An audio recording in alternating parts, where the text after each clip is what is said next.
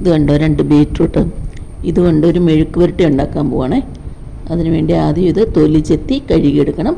എന്നിട്ട് കനം കുറച്ച് വട്ടത്തിൽ അരിഞ്ഞെടുക്കണം. അതിനുശേഷം അതിനെ നീളത്തിൽ അരിഞ്ഞെടുക്കണം. അങ്ങനെയാണ് ഉണ്ടാക്കുന്നത്. അപ്പോൾ ഇന്നത്തെ വീഡിയോയിലേക്ക് എല്ലാവർക്കും സ്വാഗതം. വീഡിയോ സ്കിപ്പ് ചെയ്യാതെ ഫുള്ള് കാണണം. കാണുന്നവരൊന്ന് ലൈക്ക് ചെയ്തിട്ട് പോണേ.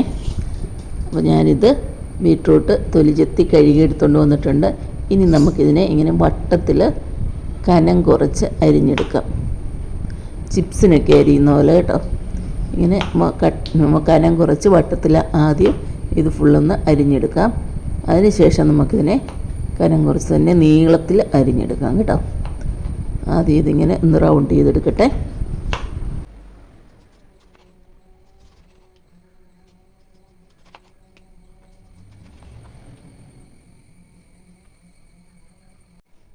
കട്ടിംഗ് ബോർഡിൽ വെച്ചിട്ട് അരിയാൻ ബുദ്ധിമുട്ടാണെങ്കിൽ ഇങ്ങനെ കൈ പിടിച്ച് അരിയാം കേട്ടോ. പക്ഷേ കൈ മുറിയാതെ നോക്കണം.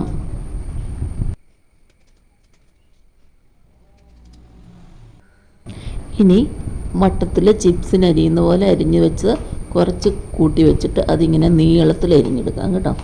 ആദ്യം ഞാൻ കുറച്ച് അരിഞ്ഞായിരുന്നു, അത് കാണിച്ചില്ല. ഇത് കണ്ടോ, ഇങ്ങനെയാണ് അരിയുന്നത്.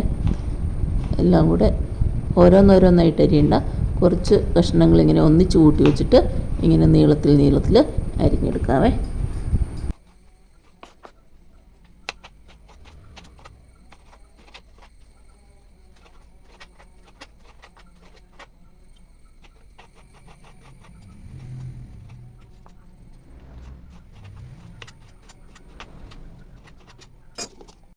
അങ്ങനെ 2 ബീറ്റ്റൂട്ട് അരിഞ്ഞെടുത്തിട്ടുണ്ട് കേട്ടോ.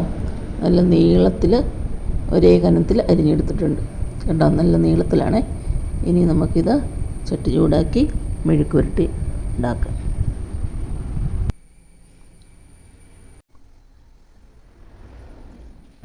ചട്ടി ചൂടായി, എണ്ണ ഒഴിച്ചു. എണ്ണ ചൂടായി, കടുകൊന്നും ഇടുന്നില്ല. അതിനകത്തേക്ക് നമ്മൾ അരിഞ്ഞ് വെച്ചിരിക്കുന്ന ബീറ്റ്റൂട്ട് അങ്ങോട്ട് ഇടുക കേട്ടോ.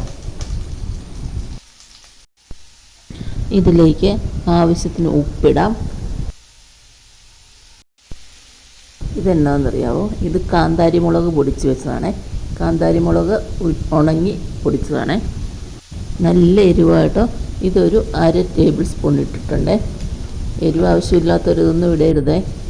ഇത് 1 ടേബിൾ സ്പൂൺ കുരുമുളക് പൊടിച്ചത്. എരിവ് നോക്കി ഇടാവുള്ളൂ കേട്ടോ. അതിനകത്ത് വേറെ പച്ചമുളക്, മുളക് പൊടിയൊന്നും ഇടുന്നില്ല.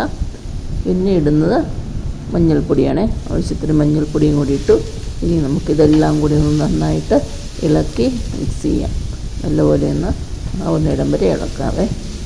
ബീറ്റ്റൂട്ടിലോട്ട് എരിവും ഉപ്പുമൊക്കെ പിടിക്കുന്ന പോലെ ഒന്ന് ഇളക്കിയിട്ട് മൂടി വെച്ച് ചെറുതീയിൽ വേവിച്ചെടുക്കാം.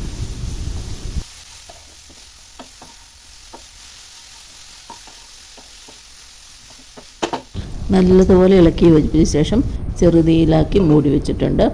ഇനി നമുക്ക് ഇടയ്ക്കിടയ്ക്ക് തുറന്നൊന്ന് ഇളക്കി കൊടുക്കാവേ. അതുകൊണ്ട് കുറച്ച് നേരത്തിന് ശേഷം തുറന്നു. നല്ലപോലെ ആവിയൊക്കെ വന്നിട്ടുണ്ട്. ഒന്നുകൂടെ ഇളക്കിയിടാം.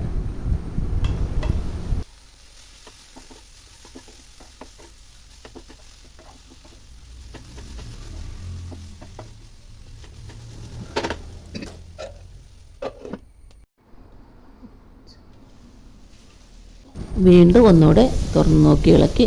ഇപ്പം വെന്തിട്ടുണ്ട് കേട്ടോ. പകുതി മുക്കാലോളം വേവായിട്ടുണ്ട്. എത്ര നേരം വെക്കുന്നോ അത്രയും നല്ലപോലെ ഫ്രൈ ആയി വരും കേട്ടോ. അങ്ങനെ അധികം ഫ്രൈ ആവണ്ടെന്നുള്ളവർക്ക് ഈ പരുവത്തിലൊക്കെ എടുക്കാം. പക്ഷേ ഇത് ഞാൻ കുറച്ച് നേരം കൂടെ വെക്കുന്നുണ്ട്. ഒന്നുകൂടെ ഇളക്കിയിട്ട് കുറച്ച് നേരം കൂടെ നമുക്ക് മൂടി വെക്കാം.